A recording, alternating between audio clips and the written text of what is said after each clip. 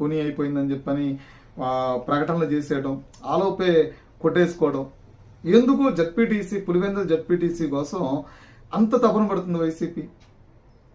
నార్మల్గా టీడీపీ ఆ ఎన్నికను నార్మల్గా తీసుకుంది కదా, వీళ్ళు ఎందుకు నార్మల్గా తీసుకోలేకపోయారు అంటే, నార్మల్గా తీసుకోవడం ప్రధాన కారణం ఏంటంటే అక్కడ ఎమ్మెల్యేగా జగన్మోహన్ రెడ్డి ఉన్నాడు, ప్రజల్లో వ్యతిరేకత ఉంది, ఆ స్థానం కోల్పోబోతున్నారు. కాబట్టి ఆ స్థానం కోల్పోబోతున్నారు కాబట్టి ఆ ఆందోళన, ఆ భయం, ప్రజల్లో వ్యతిరేకతని బహిరంగపరచడానికి ఇష్టపడట్లేదు. కాబట్టి ఇష్టపడకుండా ఉండే దానిలోనే భాగమే ఆ ఎన్నికను అడ్డుకునేటువంటి కార్యక్రమం. సో ఎన్నికను అడ్డుకుని ఎన్ని సంవత్సరాలు అడ్డుకుంటారు? ఇప్పటికీ చాలా సంవత్సరాలు, 30 ఏళ్ళగా అక్కడ ఎన్నికలు జరగలేదు, ఏకగ్రీవాలు చేశారు ఆ వ్యతిరేకత బయటపడకుండా.